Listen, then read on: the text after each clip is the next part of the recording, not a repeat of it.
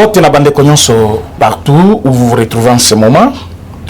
Tous allez ne belé ya ko partager plateau yona maître Kitenge pour la propre Sabino actualité mbo cannabis melelo to ko se baser sur un dossier o to qui déjà ko dénoncer awa pas sur bande ko bazali ko zwa na kati ya site ya Chwenge bande ko yo ba congolais lokola biso ba tshembo na bango anje ba soma mapango na bango mais par la mauvaise foi ya batu ya RVA baké ko comploter na hôtel de ville pour na ko buka mapangwana et lelo au moment où je vous parle bato na bazali banda basi bakabwana na mibali ba musuba na bakoma ba shege likolo ya pasi ya ndaku ba musuba za na ba église ba musu na minute to ebité soki élection yeboyi ba ko voter ndenge nini parce que to ebité ayebi kokende ozwa carte d'électeur wapi parce que yemoko azana passe à place akolala alors tozali komona comme si batu moko boy bazalaki sima ya dossier wana yango to akile loko de cortiquer dossier wana na maître Kitenge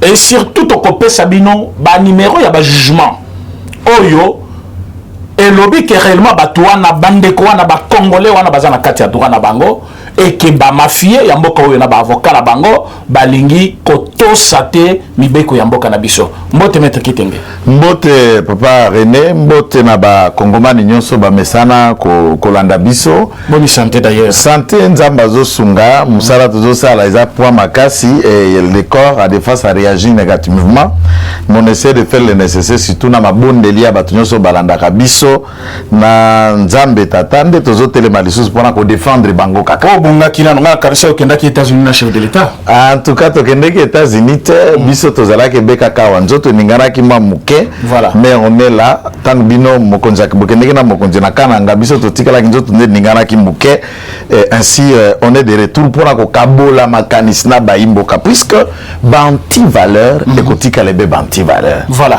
état de droit moboko na yango ezali justice to sembo ata bible lobi justice nde elevaka mboka soki justice eza kolever lisusu mboka te banti valeur ne fait que rabaisser le pays soki pe sembo ekati makambo bite yo olongi to yo okwei to yo za mukole siko te za mukole sikaye ebongi batu nyonso toto sa makambo justice akeko kata na mokonzi ya mboka na biso batu bamoni na speka kwa justice tang mokonzi akoloba na France 24 kuna lobaki na poto bautu na ye a mettre un point de vue sur une question judiciaire ata kabunda na français ba non makambo za justice yo linginga na pesa point de vue pour commenter pour na influencer cours normal ya justice ndenge nini justice zo sala musala na yango tokotala tango justice musala na yango bamoni ke sikinga na longi to kinga la innocent c'est comme ça que ça s'est fait et nous nous insurgerons toujours contre Batonani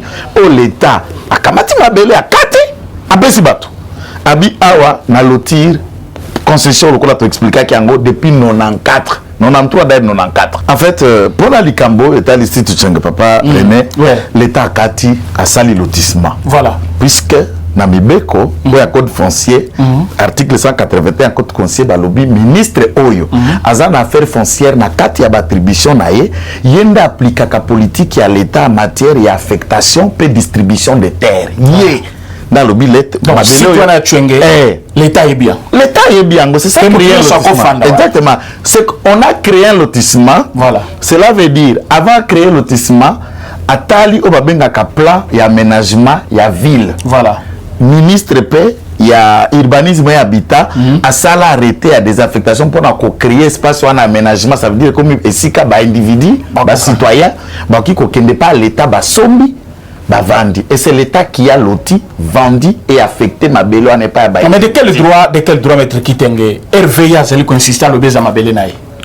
RVA a koki ko insister que ça mabele na ye puisque RVA ça peut entité il y a ba domaine tozobeka espace domaine public de l'État domaine privé de l'État ndeo l'État koki peut ko affecter yango au profit ya ba tiers ba citoyen na ye ba individu na ye donc c'est conformé kaka na mibeko ndenge zali osali contrat de location cadastrale certificat mise en valeur mikanda l'État netezala na mokuse mais Quand vous y RVA à lobby kezali terrain aye, c'est dans la mesure où RVA gère l'aéroport.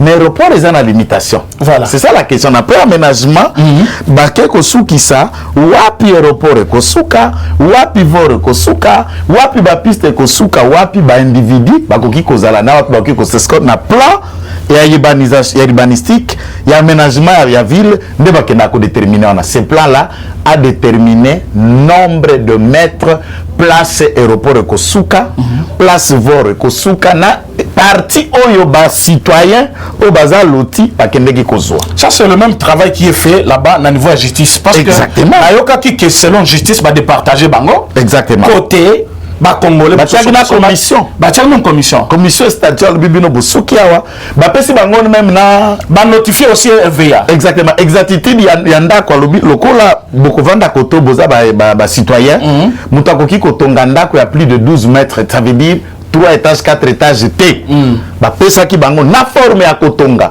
ndenge bazan tango so ba kotonga na mutako sala kaka ndako ya un niveau, voilà à la moyenne niveau, puisque 12 mètres c'est déjà 3 rez-de-chaussée na 2 niveaux. Voilà. Mais 3 niveaux qui kokotate. Voilà. Na plan il y a aménagement basuki si na bango bongo pour empêcher que côté bango ba mivandeli na bango mais côté kun aéroport ba vor et fonctionner na yango normalement ndenge zali puisque ça na distance il y a plus ou moins plus de 100 mètres entre place bango bazali na vor.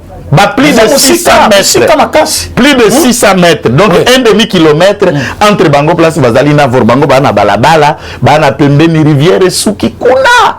Batu Moussou Bake Kuna Nangamba Siforko.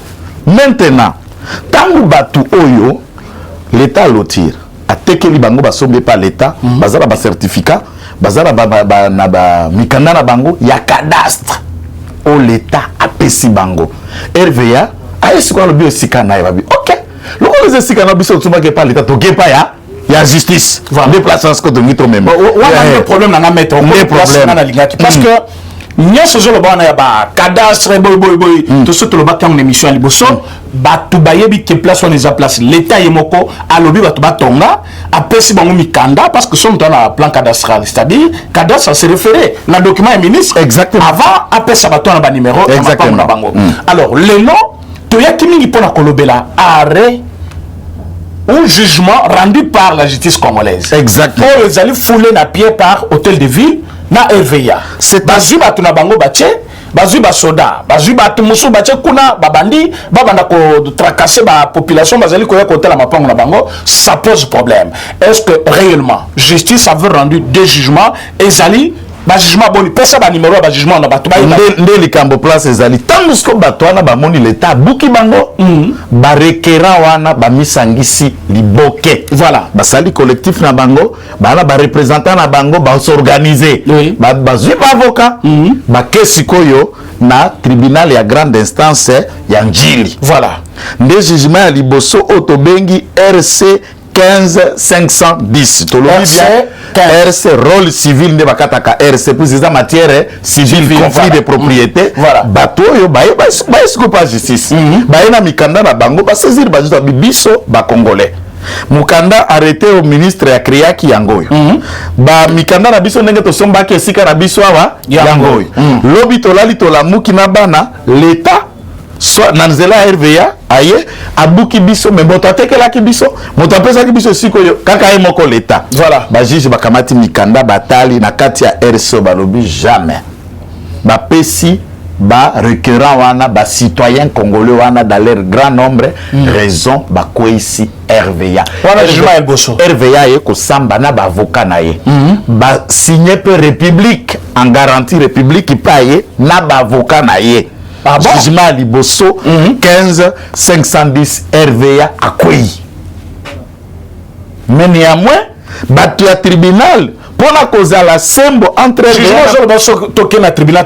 jugement Ezali et nous avons ça dans l'émission à Liboso à Bradisac, même nous on a des copies ma cross certifié na greffe à tribunal. Mais na sur le comme souswara. Na kati ya kosamba wana battu à tribunal.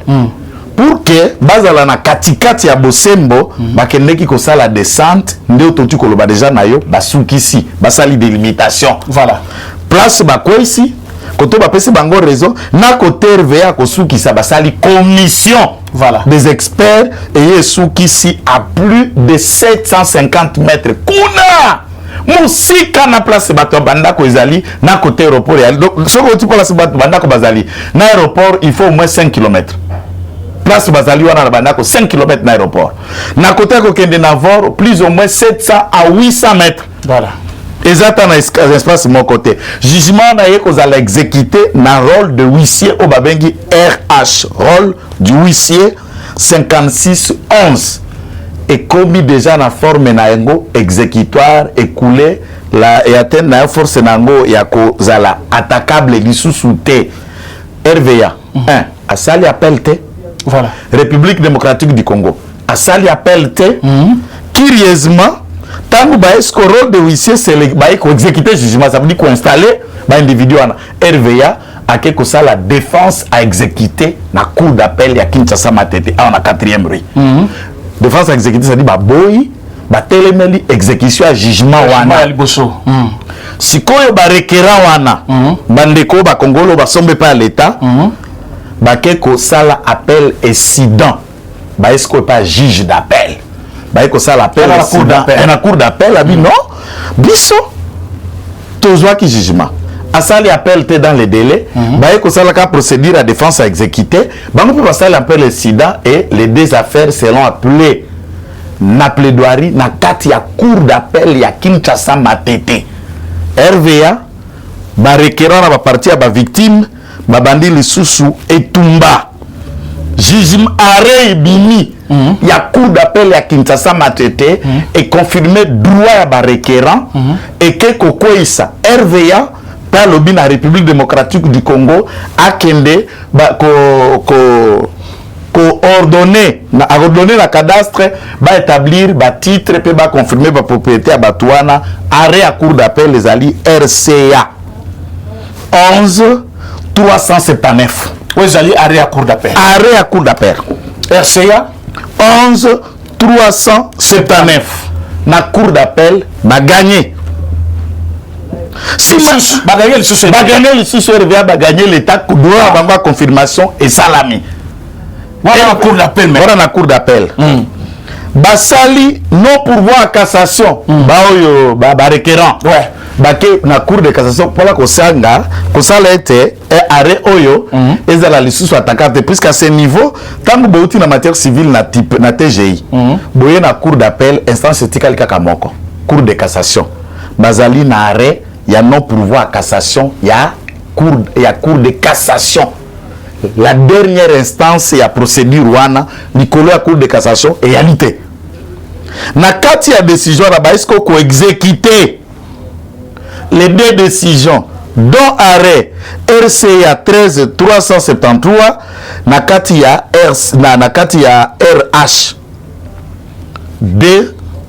244 un autre jugement il y a tierce opposition qui a intervenu concourir à cet effet mais bango bakendeka komi bundela pe kosangana c'est le RC 851 bar 018 Oyo exalaki exécuté na RH 244 un autre jugement le troisième toujours les requérants ba gagné contre la RVA et le reste maintenant na niveau on a pas parrainé tous na ba décision à justice tous ali na ba lettre il y a conservateur pour na ba requérant et le conservateur a comparé na kati ya procès na eza RVA l'État congolais na conservateur de titre d'immobilier il y a ressort il y a Kimbantek il y a Njil Tolo Bala à l'époque c'était Tchango avant comme Aboye et à ce niveau qu'est-ce qui a été fait bah comme ils ont droit na bango et ils se sont installés bah bandi kotonga RVA assez accueilli maintenant les lots RVA au-delà de la décision de la justice a quelque bêta raccourci à kobenga chodi a quelque mon angobila a quelque mon hôtel de ville à Sali arrêté à démolition. Non, stop un peu moqué. Place où on a mettre. Mais là, nous sommes moqués. Donc, arrêtez ça à hôtel de ville. Il y a arrêt et haute cour. Donc, hôtel de ville se permet Il y a quoi annuler barré jugement rendu par justice Sambo Cannabis. Exactement. Hôtel de ville à l'obillé, ayebi yangote. Exactement. Il y a aussi droit à RVA qui est allé sortir un arrêté de Ngobila. Et Ngobila va prendre un arrêté. J'ai la copie de l'arrêté signé par Ngobila où il a confié exécution. Il y a arrêté n'est pas ministre provincial, Maman Nabisoana. Il y a affaires foncières, ministre provincial affaires foncières, né à qui exécuté arrêt. Yangobila, sans que Ngobila se rende compte que là où il est en train de détruire les instances judiciaires, si conforter la position, il y a un particulier. Voilà. Un gouverneur n'a pas au pouvoir, n'a pas qualité, n'a pas autorité. Même le président de la République n'a pas qualité par d'ordonnance pour annuler les arrêts et les jugements, les décisions de hautes instances. Par une ordonnance, le président arrive que j'annule tout ça. N'est-ce pas que le gouverneur, à cause de l'anglais, en erreur par RVA? Parce que c'est RVA qui a poussé l'hôtel de ville à prendre des décisions. C'est pourquoi tous les cabinets, gouverneurs, bazana cabinet na bango, bazana conseiller, bazana équipe yaba, directeur na bango juridique. Qu'est-ce qu'il faut à ce niveau? Avant le gouverneur qui ne décision, il doit envoyer son équipe. D'ailleurs, son directeur de cabinet Tungobila, c'est un avocat que je connais bien. Va travailler, va analyser beaucoup na cadastre, beaucoup na instance judiciaire. Avant de poser un acte, il faut s'informer sur la nature juridique. Il y a place aux actes qui ont posé décision nayo. Moi, je suis sûr que Ngobila a été induit en erreur et ses services lui ont menti par rapport à Eloko Wana. Ça, c'est un élément à Liboso. Eloko a mis balai.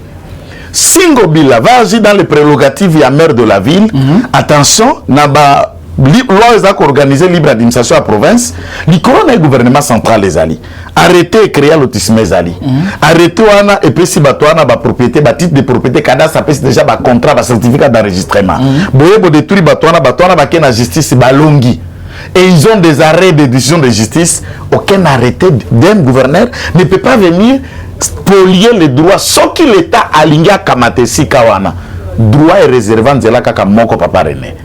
L'État a coquille exproprié et si Kamoko pour cause d'utilité publique. Après si batois. Après si ce batoana, indemnité, identifier bango, azongi seli bango. Ça c'est d'une manière légale. Exactement. Bon on a bango ba sombi, na ba dépense na bango, le bingai l'État, c'est vrai na lotisa kiao. Na créa qui peut bon vendre. Mais na projet là l'État na zanango na moni que na cocotte aéroport comme timu la yawa. Moi bino bo vendre lisusu awa. Exacté. Bo s'identifier le misoro na bino yangoyo. Bongo na bino yangoyo. En tout cas c'est comme si l'État s'esquisse. Ouais. De ba bengi yango ba indemniser bango pour cause d'utilité publique. À part cette procédure, il n'y en a aucune. Tout ce que Ngobila a fait, c'est de l'arbitraire, c'est du gangsterisme au sommet de la ville de Kinshasa. Voilà ce que nous n'encourageons pas. C'est-à-dire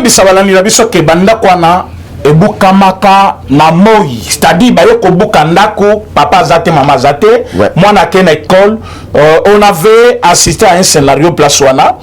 Un assistant de l'université qui vient, il dit il n'a aucun diplôme encore parce que le diplôme n'est pas à côté déjà et on nous a dit que c'était un sujet libanais. Exactement, puisque d'après nos enquêtes on a voulu céder ça et pas un sujet indien. Un Indien, c'est quel esprit ça? Tonga, moi cité mon moderne kuna pembeni aéroport, moi de ma façon batongi na Fikine, batongi na Oasis na bandal côté batando sa bilanga na motu appartement $500,000. $500,000 donc biloko motu na de baliki batonga wana pour couper ça wa. Atonga complexe, ateke la congolais $500,000. Et c'est ce qui s'est fait. Mais un autre Congolais qui avait acheté à 20 000, 40 000, 50 000, lui il va rester sans abri. À combien dans l'église, mais c'est ça, mais c'est net assistant universitaire. Il nous a montré son certificat d'enregistrement dans Zanga Maloba. Certificat d'enregistrement au cadastre à délivrer. Bon. Mais l'État soka kamate sika oyo sotongi na certificat bopesi mutumikanda. Il y a quand même des procédures. Beaucoup le baramutwana, beaucoup mettre en demeure, herbosa ko exproprier, beaucoup pèse sika kokende na misora ko na libota et vous venez. Non mais l'État n'a pas comme le niveau na parce qu'il y a des jugements. Bah bazana na droit na banque. Bazana droit na. C'est pour ça que nous condamnons d'abord la procédure qui a été entamée par l'hôtel de ville. C'est la barbarie. Bazong sabatu na droit na bango. Mais qu'est-ce que vous demandez à l'État na ba arrêter? Tout ce que nous demandons à l'État d'abord, s'il y a d'autres mécanismes, jusqu'à preuve le contraire. Arrêt moko, jugement moko te o ezali ko déposer céder ba propriétaire na esika na bango. Baza na badroit na bango. À ce stade, tout ce que l'État doit faire, c'est d'installer ces personnes-là na badroit na bango place baza. Et si l'État trouve que Kovanga na bango il ne peut plus pour un projet qu'il en a, ok, à identifier bango, bazungi c'est la bango mission la bango na dépense, na makambo so basali, à ce moment-là ba comme exproprié, c'est-à-dire c'est eux qui donnent maintenant l'air lié à l'État pour l'État linga salango pour la utilité à Batunios. Nous avons expropriation pour cause d'utilité publique pour la Batunios. Mais à mon humble avis, bango pe barekera non ba comme la niveau na te bana besoin d'abord besoin na droit na bango. Mais ils sont à leur droit. Oui. Ceux qui les ont fait partie dans cette droit, ce n'est pas comme bango qui gangisserisme. Voilà. Bana droit kolongola bango te aucun arrêté d'un gouverneur ne peut annuler un jugement. Même un décret du Premier ministre ne peut annuler un jugement. Personne. Il en est de même. Tout ce qu'on voit est dans les sites. Aucune décision du gouverneur n'est pas annulée une décision de justice. Et ça, la compétence n'a été. Théorie à séparation du pouvoir. Merci beaucoup, Maître Kiteng, pour ces précisions. Nous tenons à informer tous les Congolais que le chef de l'État lui-même est en train de se battre pour la justice et la meilleure, la vraie, indépendante d'ailleurs, qui va garantir la liberté de tout Congolais. Et bah Congolais le kolabiso, bah tata ba maman, oyo ba bunda pe vi na bango mobimba pona kozwa ici quelque part. Bah zwa ki pe bisika na bango en bonne et due forme. Bah za ba document nyonso ya l'état. Mais lelo par bato balinga ko toujours quoi utiliser anarchie, bato ba memo na kalikola mibe ko bato balinga ka kimia na mboka te, ils ont voulu de posséder bato na kati ya droit na bango. Tozali ko plaider et pas chef de l'état. Justice ya mboka oyo.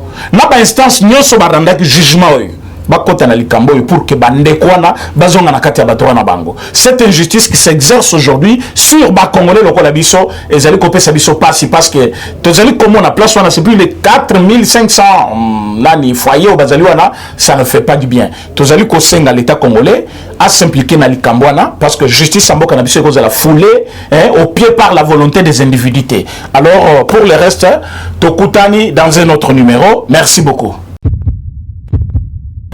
Eshima, votre magazine qui bat au rythme de l'actualité. Une réponse à vos besoins en information, un éclairage dans divers domaines. Impartial, documenté, instructif. Eshima au cœur de l'info.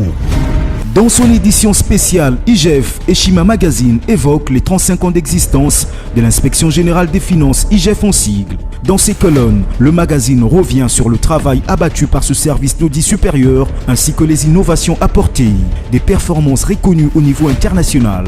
À la une, l'interview exclusive de Jules Alingueté.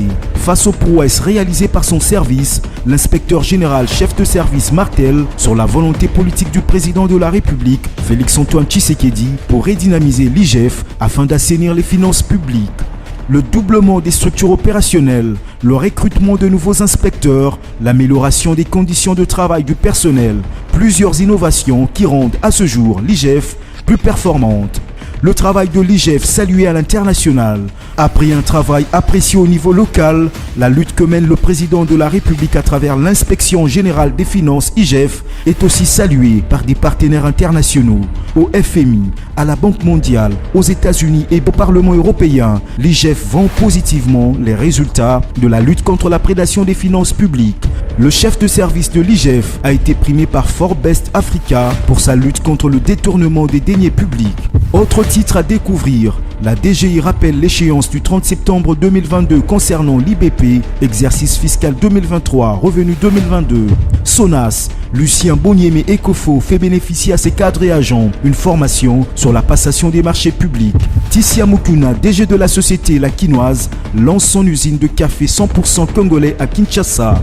Découvrez également des entretiens exclusifs des acteurs de la société civile sur la lutte contre la corruption, le professeur Florimond Mouteba de l'ODEP, Al-Kitenge, analyste économique, ainsi que maître Georges Kapiamba de la Cage. Eshima Magazine, un nouveau standard d'information.